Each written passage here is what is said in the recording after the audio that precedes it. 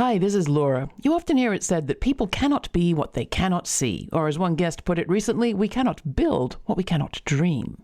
The Laura Flanders Show is all about seeing and reporting on healthier, happier ways of being, and we're dedicated to feeding the dreaming and doing of everyone, regardless of the ability to pay. But we can only do that if those who can support us do. And this fall, we're making it super easy for you to do your bit and make your contribution monthly. For as little as $3 or $5 directly off your debit or credit card every month, you can step up and become a Patreon partner. You'll receive early word about events and extras and uncuts, and you'll be keeping this programming advertising free and available for everyone. But don't just dream about it. Do it. Make the future we want to believe in real. Sign up today at patreon.com/The LF Show. That's patreon.com/The LF Show. Now on with this week's show. Hi, I'm Laura, and this is the Laura Flanders Show, a TV and radio program that shines a light on the solutions of tomorrow today. We report on the people and movements driving systemic change from the worlds of politics, arts, and entrepreneurship. Welcome.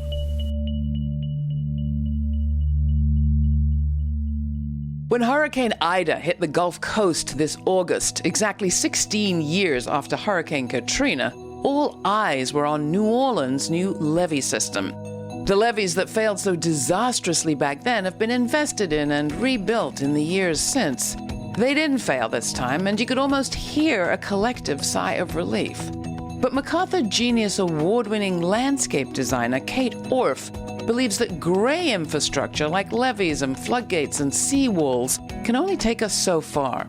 The infrastructure we need, she says, isn't gray, but green. With climate change now a fact of life, we can't indefinitely hold back rising tides, for example, but we do have the capacity to go forward, not fighting nature, but designing creatively, softly, with it. Recently profiled in the New Yorker magazine, Kate Orff is going to tell us all about the work she's doing with oysters and reeds and willows and wetlands and at-risk communities and people. But first, for a reality check of how things are playing out on the ground after Ida, we're going to go to Colette Pichon Battle in Louisiana. She is the founder and executive director of the Gulf Coast Center for Law and Policy. Colette, welcome back to the show. Our hearts are with you. Where are you right now? What's top of your mind as we have this conversation? I'm calling in today from North Texas in the Dallas-Fort Worth area. We're still evacuated from my home in St. Tammany Parish, which is in that southeast corner just before the Mississippi border.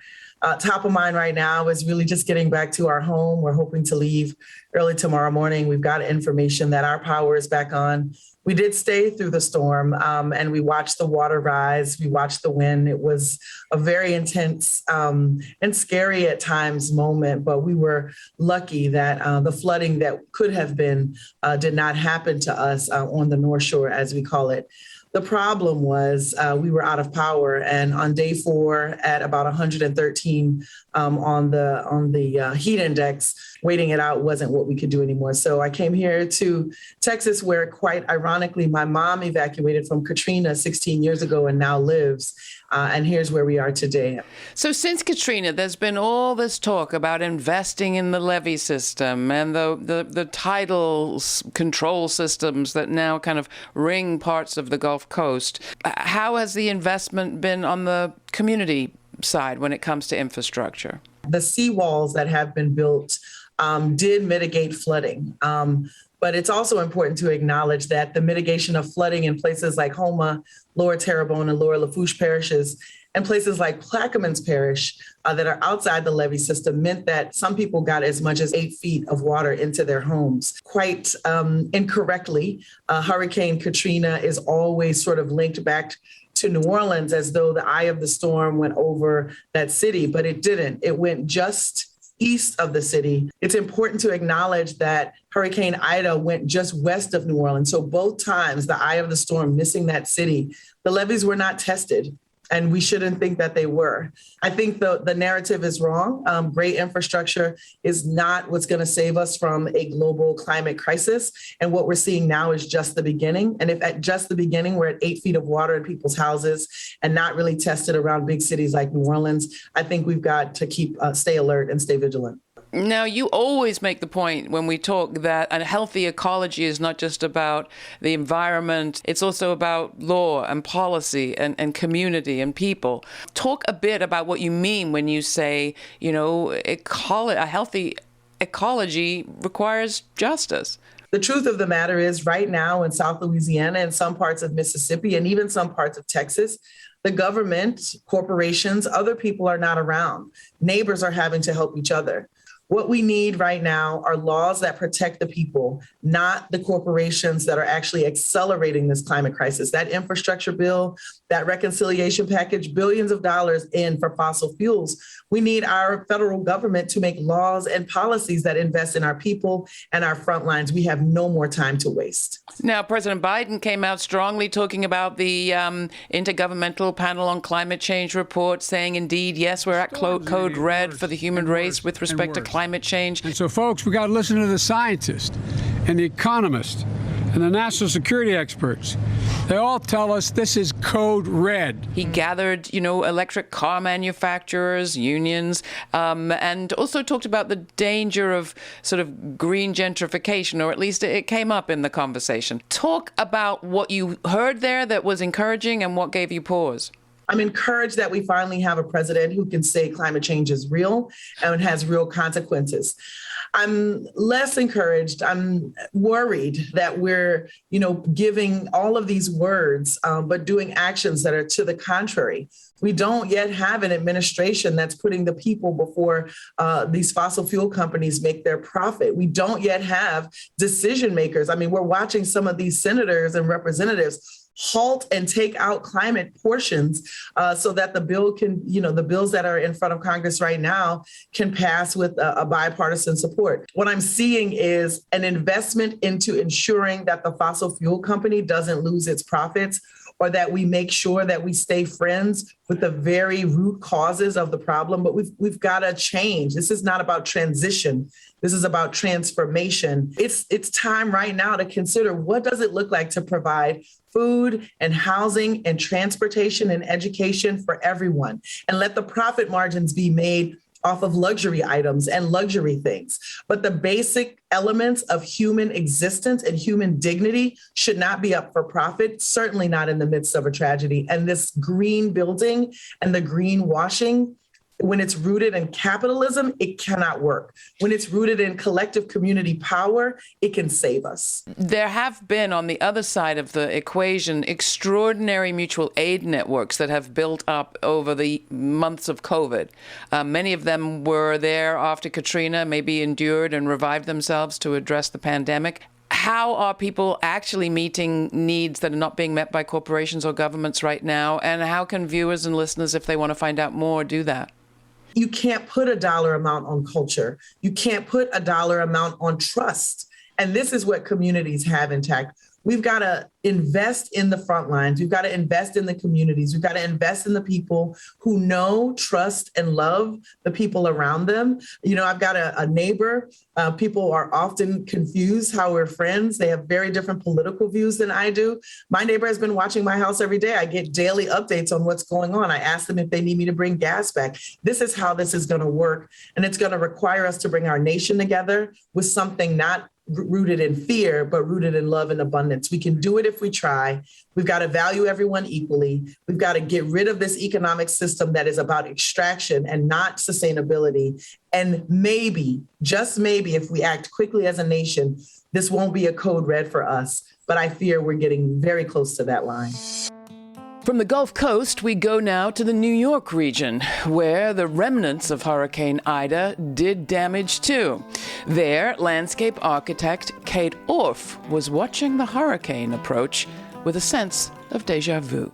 Kate, You and your firm Scape work on design projects in many parts of the United States, including in Louisiana and New York. When you saw Hurricane Ida this year, barreling towards both those places and others too, what went through your mind? Well, I had a little bit of a flashback to the evening that Superstorm Sandy hit our region. You can't imagine, watching the meteorology, and it looks literally like a comet headed straight for your region. In the case of Superstorm Sandy, it went directly up the New York Bight. And the case of Ida, it came through Louisiana and up and over the sort of central United States. Just the tale of these two storms, if you will, just describes how the risk that we face is truly diverse. There is not one kind of climate risk in our built environment. There's not just sea level rise to contend with or extreme heat. We are looking, like in the case of Ida, at a rainstorm that dropped, a just incredible amount of rain on our built environment, which we've largely paved over. So we had a very, very different set of challenges in the region here after Ida. Flash flooding, some very tragic deaths in my borough of Queens.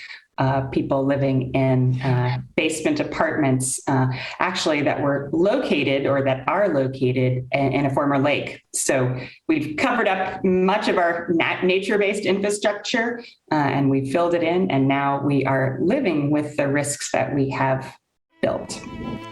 This is the Laura Flanders Show. I'm Laura. Thanks for joining us. My guest is landscape architect Kate Orff. She's a founding principal at Scape, a firm working to mitigate the devastating impacts of climate change through community collaboration and regenerative design.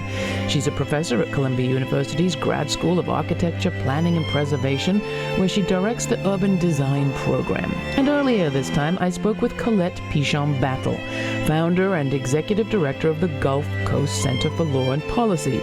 She is doing a lot. Her organization co-chairs the National Water Equity and Climate Resilient Caucus with PolicyLink and the 5-state multi-issue initiative Gulf South for a Green New Deal.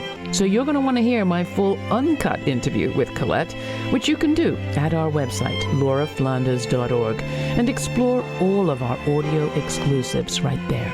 While you're at it, sign up for our weekly newsletter to get information on all of our exclusives, uncuts, and commentaries. My next is all about concrete or community and new tools. I say our democracy needs some new tools too. Next, Kate Orff breaks down why building concrete solutions that go beyond concrete, like Scape's work with oysters, is so important in addressing climate change. But first, here's Makin Waves by Baba Brinkman, featuring Gaia's Eye from his album, The Rap Guide to Climate Chaos. All around I see the smoking guns, telling everyone that it's going down. We got floods coming up the coast, people leaving homes. Tell me where they'll go now. Look around and see the warning signs. Every morning rise, see the storming tides. Well, I ain't waiting for the day I change what I do today. Yeah, I'll be making waves. Someone told me the climate is changing, and all we can do is watch as it warms. Somebody told me that we could reverse it by changing the stuff we buy in stores, but the stakes are enormous. I'm talking floods and forest fires and storms. So I'm thinking that we can make progress by changing the climate of norms, the climate of what's cool and what's taboo, cause we've been in this place before. It's kinda like segregation in the South before MLK kicked in the door. It's kinda like apartheid in South Africa before Nelson Mandela walked free. It's kinda like gay people trying to get married in the States before 2015. Those laws all needed changing, and so do the laws we have now. Only this time the laws are passing oppression down to your grandchild. Now it's someone in a coastal city in a developing nation being treated unequal, cause 1 meter of sea level rise displaces 100 million people. But the cultural climate is changing too. We can feel that as social animals. Whether or not your neighbors have them is the best predictor of you getting So you've just put your finger on it. I mean, a variety of challenges, changing all the time, unpredictable, complex systems intersecting not just with our habitat, but our habits of development and housing and where we put people and who.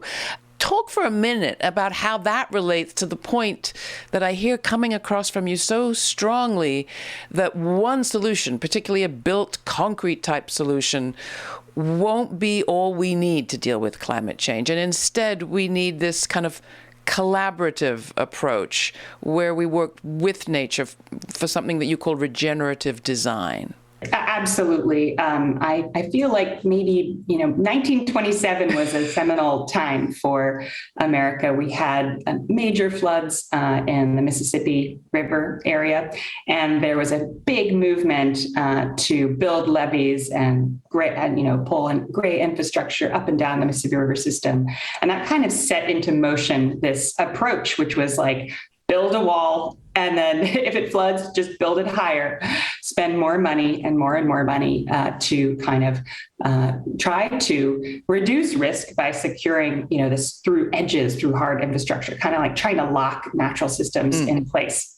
But of course, that is not the way that natural systems respond. And that obviously is wholly insufficient for a climate changed environment where we're experiencing more rain, flashier rain, like more intense rain in many regions, where we are facing more extreme heat, where sea levels are rising. And so, the old rules, frankly, do not apply. Am I hearing you right that it would be a mistake for people to say, okay, look, what we've been doing works. It worked with respect to Ida. Let's just pour more concrete. We have to do the opposite. We need to remove, depave, and undo many of the mistakes that we've made in the built environment, particularly here in the New York region. We have to soften our shorelines. We need to remove excess massive roadways. We have to integrate, different forms of non-motorized transport into our built environment. And, otherwise, flash flooding will simply get worse. Our biodiversity will continue to plummet. We will have more incidents of extreme heat, because that is also very related. What I've been trying to do, and what the SCAPE office has been trying to do in many, many different contexts, is to try to integrate and sort of revive ecosystems, in particular, not just to bring nature back in a kind of a nostalgic way. It's really about propelling us forward into the next century with a vision around how people, nature, and society can all coexist, and how we can reduce our climate risk while reviving, the biodiversity that has plummeted globally. Could we even go back if we wanted to? Is wilding, as some people call it, even an option at this point? Well, I love the term rewilding because, it inspires people. They're like, I get that. That sounds great. However, just rewilding for the purposes of, bringing species back isn't enough. I've tried to, be very, very vocal about sort of recasting and framing ecosystems as next century infrastructure, right? So it's not just about rewilding, it's about thinking critically about design, about engineering, and about this kind of like new hybrid world where we're weaving ecosystems back into the urban landscape where they have been decimated. In places like the New York Harbor, we used to have, I guess it was around almost 25% of our harbor was oyster reefs. And so obviously that number is now at around 0 to 1%, but those reefs, cleaned the water and slowed the waters. It's very, very, very different environments. So again, we can't move back. We have to move forward because we have different conditions. Now, let me ask you about what you're doing around Staten Island. You mentioned Storm Sandy and the lives that were lost then, including in Staten Island.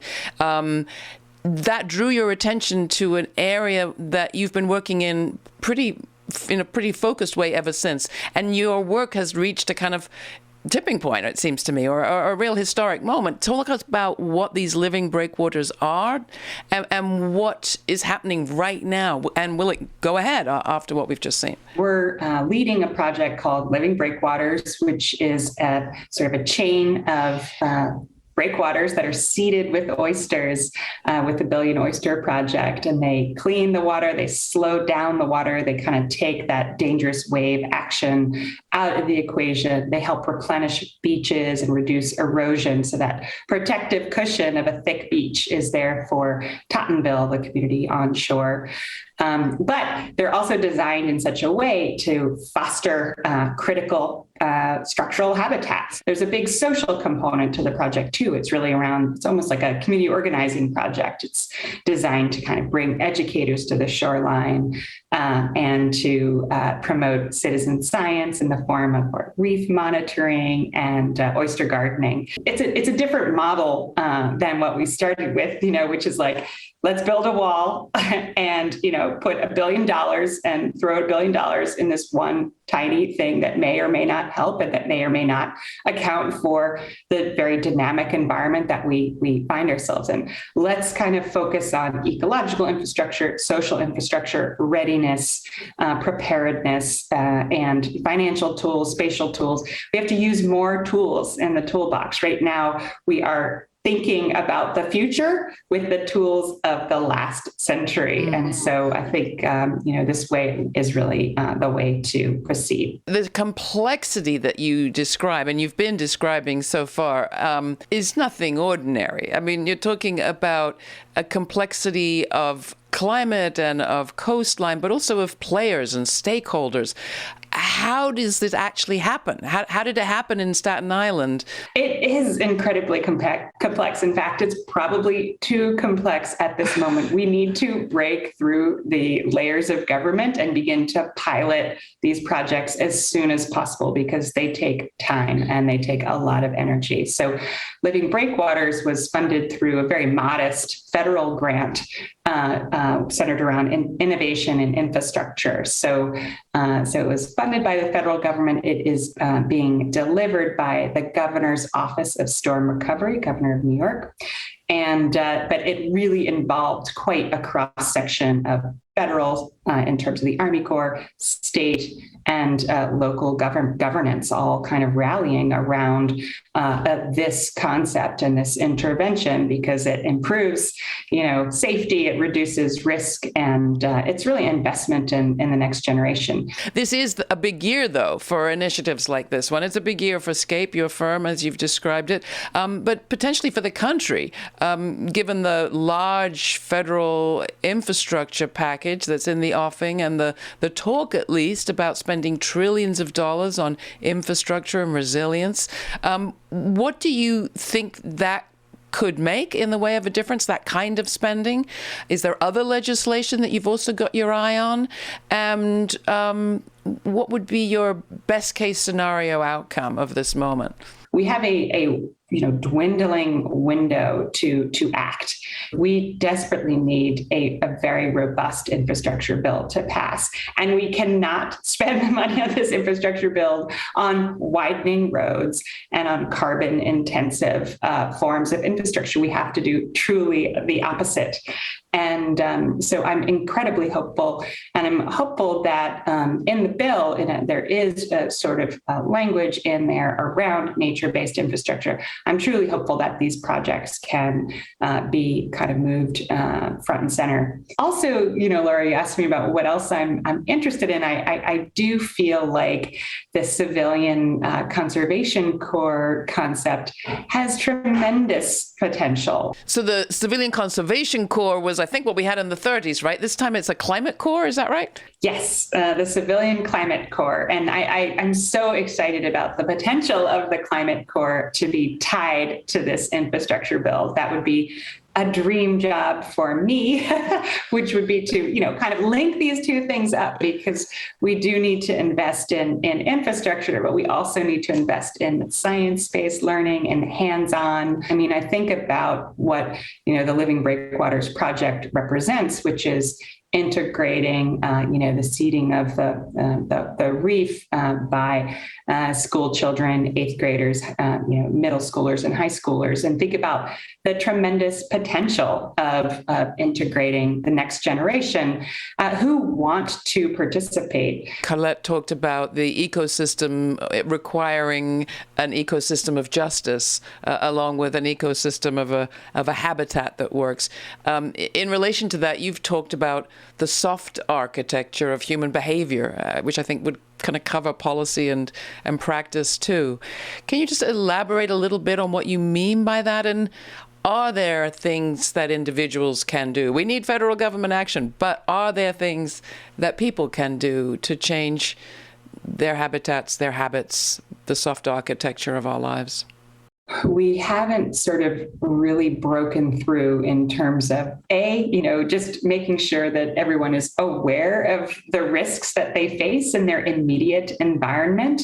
And then B, I don't think that we've invested enough in preparedness and education. We also will probably face very, very difficult choices in the next decades. I do feel like that's where this kind of soft or that human infrastructure will come into play. We may need to move people out of harm's way. We may need to kind of develop a national framework for equitable managed retreat. We will need to expand the ways that we're beginning to address some of these challenges and not just say throw billions of dollars at a single wall. Well, it's great talking to you. You're giving me a sense of hope and confidence, and I can feel your forward-looking nature. You say you don't ever give up hope. You never despair. What keeps you going? What gives you a sense that we actually can do this? Oh, I despair. I despair. I just also feel like it's an emotion that you have to sit with, but then move through. That cannot be the sort of final word here. We're exactly at the moment where we have this broad front understanding. Obviously, the science has been irrefuted for years. But at the very moment when we have this opportunity in front of us to invest in ecology as infrastructure, to invest in the future, to invest in a kind of a climate adaptation roadmap for the nation and for all of our kind of bioregions, we simply have to act. We cannot miss this moment. Concrete or community? Well, obviously, we're going to need a bit of both. But if people are suspicious about where money is going in big infrastructure packages right now, who can blame them? A lot of the same big money corporations that got us into this mess are the ones that have redressed themselves as green and are applying for these grants. So no wonder people are concerned, because it's not just our design for climate that's out of date. It's our design for democracy. Our last century democratic design was one in which money speaks loudest. Our design for the future century needs to be based on consent and diversity and inclusion and listening. KQED in the Bay Area recently reported on the community of East Palo Alto, which the scientists were concerned was going to get flooded with rising tide waters. When they listened to the people, though, the people were more concerned about heat. There are no trees, there's no shade, they're hot. So having listened, they started by investing in planting. Now the community has bought in, is being listened to, is being heard, and they can talk together about next steps. So there's possibility here, but will we make those possibilities a reality? For more information on this week's guest and this topic, along with a suggested list of research and reading links to explore, go to patreon.com/The LF Show. We also invite you to join me every Sunday as we premiere this week's episode on our YouTube channel at 11:30 a.m. Eastern Sundays. Participate in the live chat and often join me with invited guests in a live conversation afterwards. All the details are at patreon.com/The LF Show. And I want to take a moment out now to thank our newest Patreon partners. We kicked off our fall fundraiser recently, and in week 1, we got 5 new subscribers. So big thanks to Renata, Dan, David, Gail, and Rebecca. You made our first week of the drive a success. So how about it? Why not join those 5? If we're going to meet our goal, we need to do what we did in week 1 every week for the next few. So how about it? Corporate media doesn't give movements for social change the time they need, but we do. The Laura Flanders Show is here every week on TV, radio, and online, and we don't waste time on advertising. We dedicate it all to the people and practices that have a chance of making change if more people get to hear about what they're doing. If you're a listener or a viewer, you spend time with us. Many of you have for years. So how about taking a few minutes to give us the support we need to keep doing what we do? Just a few minutes from you pledging $3 or $5 or $11 a month on Patreon will keep us going, advertising free all year. So how about it? Join the 5, go to patreon.com/The LF Show and become part of our Patreon Producer Partnership Circle. You are the brick and mortar, the concrete and community at the foundation of the Laura Flanders Show. Big thanks to all of our Patreon partners and all of you. Thanks for listening. Till the next time, stay kind, stay curious. I'm Laura.